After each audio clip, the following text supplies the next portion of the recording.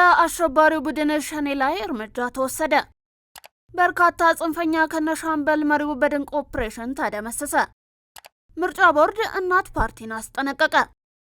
አብሮት የሚጠብቀውን ጓደኛውን በመግደል ከሚሰራበት ባንክ ከ2 ሚሊዮን ብር በላይ የዘረፈ ወንጀለኛ በእድሜ ልክ ጽኑ እስራት ተቀጣ። ከውጭ በአፍሪካ የአሜሪካ ጦር ማዘዣ በዚህ ዓመት በሶማሊያ 100ኛውን የአየር ጥቃቱን ፈጸመ። ሰላም ጤና ይስጥልን የተወደዳችሁ የማል ሚዲያ አድማጭ ተመልካቾቻችን እንደምንላችኋል። እነሆ ዘወትር በዚህ ሰዓት ወደ እናንተ የሚደርሰው መሀል ዜናችን ተጀምሯል። ቀደም ብለን ያነሳናቸውን አበይት ርዕሰ ነጥቦችን ጨምሮ ሌሎች ቀሪ መረጃዎችን ይዘናል። እስከ ፍጻሜው አብራችሁን ቆዩ። በቀዳሚነት ወደ ያዝነው መረጃችን አለፍ። አሁን ቤት መግዛት ተችሏል። አዲሱ ፕላቲኒየም ብሎካችን ላይ 35% እውነተኛ ቅናሽ ለ15 ውድ የማል ሚዲያ ቤተሰቦች እንዲሁም አንድ ቤት ሲገዙ አንድ ቤት በነፃ የሚያገኙበት እድልም ተመቻችቷል። 60% ከወለድ ነፃ የባንክ ብድር በረጅም ዓመት የክፍያ አማራጭ ፓናሮሚክ ቪው ማለትም በአራቱም አቅጣጫ ማራኪ የተፈጥሮና የከተማ እይታ ለእያንዳንዱ ቤቶች ፕራይቬት ሊፍት የተገጠመላቸው የልጆች መጫወቻና የስፖርት ማዘውተሪያ፣ የመዋኛ ገንዳ፣ ጂምናዚየምና ቤተ መጻሕፍት፣ ፓርኪንግና የኤሌክትሪክ ቻርጅ መሙያን ጨምሮ ሌሎች ሁሉን አቀፍ መዝናኛዎችን በነፃ በመዲናችን አዲስ አበባ በነፋሻማዋ ለቡ መብራት እጅግ ማራኪና ቅንጡ በሆነው የመኖሪያ መንደራችን ውስጥ በ5% ቅድመ ክፍያ ብቻ የቤት ባለቤት ይሁኑ። ለበለጠ መረጃ በ0907 888883 ወይም በ0944 419190 ይደውሉ። በአሸባሪው ቡድን ሸኔ ላይ እርምጃ ተወሰደ። በምዕራብ ወለጋ ዞን ቦጂ ጨረቅሳ ወረዳና በሆሮ ጉድሩ ወለጋ ዞን በአብይ ደንጎሮ ወረዳ በጉርቴ ወንባች ቀበሌ በመንቀሳቀስ ህዝቡን ሲዘርፉና እያገቱ ሲያሰቃዩ የቆዩ የአሸባሪው ሸኔ ቡድን ታጣቂዎች ላይ ሰራዊቱ የማያዳግም እርምጃን ወስዷል። በተወሰደው እርምጃ 36ቱ ሲደመሰሱ የተለያዩ የቡድንና የተናጠለ መሳሪያዎች ከነተተኳሽ በቁጥጥር ስር መዋላቸው ታውቋል። በተመሳሳይ የቡድን መሳሪያ፣ የተለያዩ ቁሳቁሶችና የወገብ ትጥቆች ሰራዊቱ መማረኩንም አሳውቋል። በርካታ ጽንፈኛ ከነሻምበል መሪው በድንቅ ኦፕሬሽን ተደመሰሰ። አይበገሬው ጸጥታ ኃይላችን ጸረ ሰላም ኃይሎችን ለአንዴና ለመጨረሻ ጊዜ ለማጥፋት ተከታታይ የተናጥልና የተናበበ ኦፕሬሽን በማካሄድ ላይ ይገኛል። በዚህም በአንኮበር ወረዳ አልዩ አምባ ዙሪያ የሚገኘው ጀግናው የአድማ ብተናና የእስላም አስከባሪ ኃይል በጋራ በመሆን በጎር ቀበሌ ጣይቱ ብርጌድ ነኝ የሚለውን የጽንፈኛ ቡድን ጦርን እያንጋተተ ሲመጣ የነበረውን ጽንፈኛ ከነሻምበል መሪው በመደምሰስ ታላቅ ድልን አስመዝግቧል። ቡድኑ ይዞት የነበረውን በርካታ ጦር መሳሪያ ገቢ ማድረግ ችሏል። አራተኛው የአፍሪካ ህገ መንግስታዊ ፍርድ ቤቶችና መሰል ተቋማት ዓለም አቀፍ ሲምፖዚየም ከዳር 19 ጀምሮ ለ2 ቀናት በአዲስ አበባ እንደሚካሄድ የኢፌዴሪ የህገ መንግስት ጉዳዮች አጣሪ ጉባኤ ጽህፈት ቤት አስታወቀ። የአጣሪ ጉባኤው ዋና ዳይሬክተር ደሳለኝ ወጌሳ ሲምፖዚየሙን አስመልክቶ ጋዜጣዊ መግለጫን ሰጥተዋል። በዚህ ወቅትም ዋና ዳይሬክተሩ እንደገለጹት ሲምፖዚየሙ ከህዳር 19 ጀምሮ ለ2 ቀናት ህገ መንግስታዊነትና ሀገረ መንግስት ግንባታ በሚል መሪ ቃል ይካሄዳል። የአፍሪካ ህገ መንግስታዊ ፍርድ ቤቶችና መሰል ተቋማት ኮንግረስ 49 አባላት ሀገራትን እንዳሉት አንስተው በሲምፖዚየሙ የ22 አባል ሀገራቱ የህገ መንግስታዊ ፍርድ ቤት ፕሬዝዳንቶች በቀጥታ እንደሚሳተፉም ተናግረዋል። እንዲሁም ራሽያ፣ ጀርመን፣ ፈረንሳይ፣ ስፔን፣ ቱርክ፣ ቻይናና ሌሎችም የታዛቢነት ደረጃ ያላቸውና ተጋባዥ ዓለም አቀፋዊ ተቋማት የሚመጡ የዘርፉ ምሁራን እንደሚሳተፉበትም ተጠቁሟል። ይህ ሲምፖዚየም ከ4 ዓመታት አንድ ጊዜ እንደሚካሄድ ገልጸው በኢትዮጵያ መካሄዱ ኢትዮጵያ በዘርፉ ያላትን ምርጥ ተሞክሮ ለሌሎችም እንድታገራ እድል የሚሰጥ መሆኑን ጠቁሟል። በዚህም ከአቻ ተቋማት ጋር በጋራ መስራት በሚቻልባቸው ጉዳዮች ላይ ስምምነት እንደሚደረግም ተናግሯል። ሲምፖዚየሙን የኢፌዴሪ የህገ መንግስት ጉዳዮች አጣሪ ጉባኤ ከአፍሪካ ህገ መንግስታዊ ፍርድ ቤቶችና መሰል ተቋማት ኮንፈረንስ ጋር በጋራ በመሆን እንዳዘጋጁትም ተገልጿል።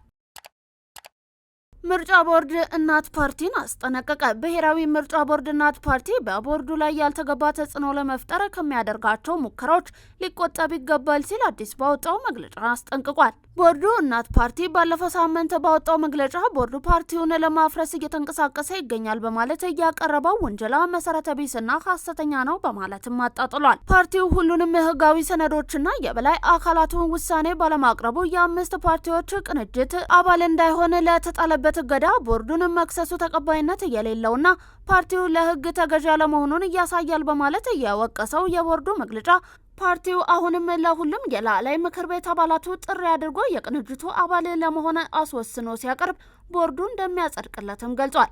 ቦርዱ አያይዞም የፓርቲው ውንጀላ ቦርዱ ከፋይናንስ አስተዳደር ጥሰት ጋር በተያያዘ ከአሁን ቀደም ባገኘው ግኝት የፓርቲው አመራሮች በህግ እንዳይጠየቁና ይልቁንም ከስህተታቸው እንዲታረሙ አሳልፎ የነበረውን ውሳኔ መልሶ እንዲያጤነው የሚያስገድድ ነው ብሏል።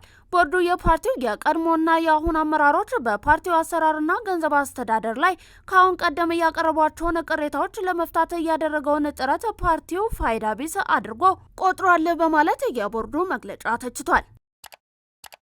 የሶማሌ ክልል ከህግ አግባብ ውጪ ታስረው የነበሩ 121 ሰዎችን መልቀቁንና በእስር ላይ ለሚገኙ 2 ጋዜጠኞች ምህረት ማድረጉን ኢሰመኮ አስታወቀ። የኢትዮጵያ ሰብአዊ መብቶች ኮሚሽን ኢሰመኮ የሶማሌ ክልል በተለያዩ ፖሊስ ጣቢያዎች ከህግ አግባብ ውጪ ታስረው የነበሩ 121 ሰዎችን መልቀቁን እንዲሁም ተፈርዶባቸው በማረሚያ ቤቶች የነበሩ 2 ጋዜጠኞችን በይቅርታ መልቀቁን አስታውቋል። ኢሰመኮ ትላንት ማክሰኞ ዳር 16 ቀን 2018 ዓ.ም በሰጠው ጋዜጣዊ መግለጫ የሶማሌ ክልላዊ መንግስት የተራዘመ የቅድመ ክስ እስራትን በማስቀረት የተፋጠነ ፍትህን ማግኘትና በእስር ላይ ያሉ ሰዎችን አያይዘን በተመለከተ ለረጅም ጊዜ የዘለቁ ስጋቶችን ለመፍታት ተግባራዊ እርምጃዎችን መውሰድ መጀመሩን ማረጋገጥ ችያለሁ ብሏል። እነዚህ እርምጃዎች የተወሰዱት ኮሚሽኑ በክልሉ ካደረገው ጉብኝትና የክልሉን ርዕሰ መስተዳደር ሙስጠፌ መሐመድ በተገኙበት ከክልሉ ባለስልጣናት ጋር ጥቅምት 10 ቀን 2018 ዓ.ም ያደረገውን ውይይት ተከትሎ መሆኑንም ጠቁሟል። ኢሰመኮ በውይይቱ በሶማሌ ክልል ውስጥ አበረታች የማሻሻያ እርምጃዎች መኖራቸውንም ገልጿል። ከእነዚህ መካከል በፖሊስ ጣቢያዎችና በማረሚያ ቤቶች ውስጥ የነበሩ ድብደባዎችና ስርዓታዊ ጥቃቶች መቆማቸው፣ ከሌሎች ክልሎች ጋር ሲነጻጸር የእስረኞች የዕለት ወጪ መጨመር፣ የተፈናቀሉ ሰዎችን ወደ ቀያቸው ለመመለስና መልሶ ለማቋቋም እየተደረገ ያሉ ጥረቶች እንዲሁም የሽግግር ፍትህን ተግባራዊ ለማድረግ የተወሰዱ የመጀመሪያ እርምጃዎች ይገኙበታል ብሏል። አብሮት የሚጠብቀውን ጓደኛውን በመግደል ከሚሰራበት ባንክ ከ2 ሚሊዮን ብር በላይ የዘረፈ ወንጀለኛ በእድሜ ልክ ጽኑ እስራት ተቀጣ። የወንጀል ድርጊቱ የተፈጸመው በልደታ ክፍለ ከተማ ወረዳ 9 ልዩ ቦታው ልደታ ኮንዶሚኒየም አቢሲኒያ ባንክ ባልቻ ቅርንጫፍ ውስጥ ነው። ወንጀል ፈጻሚው ጌታውን ሙላት አብሮ የሚሰራውን ጓደኛውን ሟች ዘገየ ቸሩን በተኛበት ጭንቅላቱንና የተለያዩ የሰውነት ክፍሎቹን በፌሮ ብረት በመምታት በመግደል የባንኩን የብር ካዝና በብረት ፈልቅቆ 2 ሚሊዮን 460 ሺህ ብር ዘርፎ ይሰወራል። የአዲስ አበባ ፖሊስ ጠቅላይ መምሪያ የምርመራና ክትትል አባላትና አመራሩ ወንጀሉ ከተፈጸመበት ዕለት ጀምሮ በርካታ ፖሊሳዊ ቴክኒኮችን በመጠቀም ባሰባሰበው መረጃ መሰረት ወንጀል ፈጻሚውን በቁጥጥር ስር በመዋል በተደረገ ምርመራ ግለሰቡ 2 ተመሳሳይ ወንጀሎችን መፈጸሙንና አማራ ደሳለኝ በሚል ሐሰተኛ ስምና በሐሰተኛ የትምህርት ማስረጃ የጥበቃ አገልግሎት በሚሰጥ ተቋም በጥበቃ ሰራተኛነት መቀጠሩን አረጋግጧል። ግለሰቡ ሰርቶ በውዙ ከመኖር ይልቅ በአቋራጭ ለመበልጸግ ካለው ብርቱ ፍላጎት በስራ ባልደረባው ላይ የግድያ ወንጀል ፈጽሞ ለመስተወር ቢሞክርም ወንጀል ፈጽሞ ከህግ ተጠያቂነት የሚቀር የለምና ግለሰቡን በቁጥጥር ስር በመዋል ወንጀሉን እንዴት እንደፈጸመው መርቶ አሳይቷል። ፖሊስ የምርመራ መዝገቡን በማደራጀት በአቃቢ ህግ በኩል ክስ ተመስርቶበታል። ጉዳዩን ሲመለከት የቆየው የፌዴራል ከፍተኛ ፍርድ ቤት ከባድ ውንብድና ሁለተኛ ወንጀል ችሎት ተከሳሽ ጌታውን ሙላት ጥፋተኛ መሆኑን በማረጋገጡ በእድሜ ልክ ጽኑ እስራት እንዲቀጣ ወስኖበታል። የጥበቃ አገልግሎት የሚሰጡ ተቋማት የሚቀጥሯቸውን ሰራተኞች ማንነት፣ የተያዦቻቸውን ህጋዊነትና የሚያቀርቡትን ሰነድ ትክክለኛነት የማረጋገጥ ግዴታ እንዳለባቸውና ይህንንም ግዴታቸውን ሳይወጡ ቀርተው ለሚያጋጥማቸው ማንኛውንም አይነት ችግር ፈቃዳቸውን መሰረዝን ጨምሮ በህግ እንዲጠየቁ እንደሚደረግ የአዲስ አበባ ፖሊስ ጠቅላይ መምሪያ አሳስቧል። ያለደረሰኝ የተንቀሳቀሱ 997 የደረቅ ጭነት ተሽከርካሪዎች ላይ እርምጃ ተወሰደ። በአዲስ አበባ ከተማ ያለ ደረሰኝ በሚንቀሳቀሱ 997 የደረቅ ጭነት ተሽከርካሪዎች ላይ እርምጃ ተወስዷል ሲል የከተማዋ ገቢዎች ቢሮ ገልጿል። የቢሮው ሕዝብ ግንኙነት ዳይሬክተር ሰውነት አየለ እንደገለጹት የተሽከርካሪዎችን የሕግ ተገዥነት ግንዛቤ ለማሻሻልና የመዲናዋን የገቢ አቅም ለማሳደግ የቁጥጥር ስራዎች በትኩረት እየተሰሩ ነው። በዚህም በበጀት ዓመቱ በ5203 የደረቅ ጭነት ተሽከርካሪዎች ላይ የደረሰኝ ቁጥጥር በማካሄድ ከ954 ሚሊዮን ብር በላይ ደረሰኝ እንዲቆረጥ ተደርጓል ብለዋል። የደረሰኝ ቁጥጥሩ ወደ ከተማዋ በሚገቡ ከከተማዋ በሚወጡና በከተማዋ ውስጥ በሚንቀሳቀሱ የደረቅ ጭነት ተሽከርካሪዎች፣ ሚኒባሶችና አነስተኛ ሽፋን መኪኖች ላይ የተደረገ መሆኑንም ጠቅሰዋል። በቁጥጥሩ ያለ ደረሰኝ ጭነት ሲንቀሳቀሱ የነበሩ 907 የደረቅ ጭነት ተሽከርካሪዎች ሲያዙ 1039 ግብር ከፋዮች ደረሰኝ እንዲቆርጡ መደረጉን እንዲሁም በ997 ግብር ከፋዮች ላይ ደግሞ አስተዳደራዊ እርምጃ መወሰዱን ተናግሯል። በቀን ከሚደረገው ቁጥጥር በተጨማሪ በሌሊትም ቁጥጥሩ ተጠናክሮ መቀጠሉን ገልጸው ያለ ደረሰኝ በሚንቀሳቀሱ ተሽከርካሪዎች ላይ አስተዳደራዊ እርምጃ ይወሰዳል ነው ያሉት። በተጨማሪም ህገወጥ የደረቅ ጭነት አሽከርካሪዎችን በህግ ተጠያቂ ማድረግ ስራ ተጠናክሮ እንደሚቀጥልም ጠቁሟል። እየተመለከታችሁ የምትገኙት ለዛሬ ዕለተ ረቡዕ ወደ እናንተ እንዲደርስ የተዘጋጁት የቀን መረጃዎቻችንን ነው። ከባህር ማዶ ያዝናችሁ አለፍን። ሜሪትስ ፕሮፐርቲ ቀድመው ለሚመጡ የ30% ቅናሽ ያገኛሉ ይሎታል። ቤተ መንግስት አቅራቢያ አራዳ ፓርክና ፍሬንድሺፕ ፓርክ ከፊትና ከኋላ ያደመቀው አፓርትመንቶቻችን ባለ 1 መኝታ ሙሉ በሙሉ ሽያጭ ማጠናቀቃችንን እየገለጽን ባለ 2 እና ባለ 3 መኝታ በካሽ ለሚከፍሉ 30% ቅናሽ የተደረገባቸውን አፓርትመንቶች እንሆ ብለናል። ባለ 2 መኝታ በ5.9 ሚሊዮን ብር ጠቅላላ ክፍያ፣ ባለ 3 መኝታ በ8 ሚሊዮን ብር አጠቃላይ ክፍያ።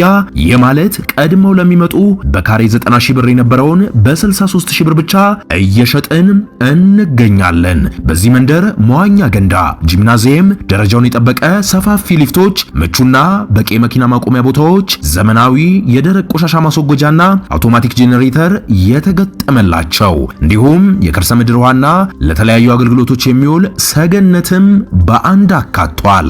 ለበለጠ መረጃ ከታች ባለው ስልክ ይደውሉ። በታይላንድ በተከሰተ የጎርፍ አደጋ ከ13000 በላይ ሰዎች ከቀያቸው ተፈናቀሉ። በደቡብ ምስራቅ እስያ በምትገኘው ታይላንድ በተከሰተ የጎርፍ አደጋ ከ13000 በላይ ሰዎች ከቀያቸው ተፈናቅለዋል። ይህ ከባድ ዝናብ ባስከተለው የጎርፍ አደጋ 18 ሰዎች ሕይወታቸውን ሲያጡ ከ13000 በላይ የሚሆኑት ደግሞ ከቀያቸው ተፈናቅለዋል። በአደጋው ከ2 ሚሊዮን በላይ የሚሆኑ ሰዎች ተጎጂ መሆናቸውንም የቢቢሲ ዘገባ አመልክቷል። በታይላንድ የጣለው ከባድ ዝናብ እያስከተለውን የጎርፍ አደጋ ድንበር ተሻግሮ የታይላንድ አጎራባች ሀገሮች ላይ ጉዳት ማስከተሉም ነው የተነገረው። አደጋው እያስከተለ ያለውን ጉዳት ለመቀነስና ለመቆጣጠር ወታደራዊ መርከቦችና ሄሊኮፕተሮች በማሳተፍ ጭምር የአደጋ መከላከል ስራ እየተሰራ ይገኛልም ተብሏል። ባለፈው ሳምንት በተመሳሳይ በሀገሪቱ ደቡባዊ ክፍል በምትገኘው ሀቲያዩ ከተማ በአንድ ቀን ውስጥ 335 ሚሜ እየተመዘገበ ከባድ ዝናብ በመጣሉ የጎርፍ አደጋ ተከስቷል። በከተማዋ እንደዚህ አይነት መጠኑ ከፍ ያለ ዝናብ ሲከሰትም ከ300 ዓመታት በኋላ መሆኑ ተገልጿል። በተመሳሳይ በቪየትናምም በጎርፍ አደጋ ምክንያት የሟቾች ቁጥር በአንድ ሳምንት ውስጥ ወደ 98 ከፍ ብሏል ተብሏል። በአፍሪካ የአሜሪካ ጦር ማዘዣ በዚህ ዓመት በሶማሊያ 100ኛውን የአየር ጥቃቱን ፈጽሟል። አሜሪካ በሳምንቱ መጨረሻ በሶማሊያ በጎሊስት ተራራ አካባቢ የአየር ጥቃት የፈጸመች ሲሆን ጥቃቱ በዚህ ዓመት በሶማሊያ የተፈጸመ 100ኛ የአየር ጥቃትም ሆኗል። ይህ የጥቃት ቁጥርም ከባለፈው ዓመት በእጅጉ የጨመረ ሲሆን በአሜሪካ ጦር በሶማሊያ በአንድ ዓመት ውስጥ ከፍተኛ የሆነ የአየር ጥቃት የፈጸመችበትን የ2019 እንደ አውሮፓውያን አቆጣጠር 63 የአየር ጥቃቶችን በልጧልም ተብሏል።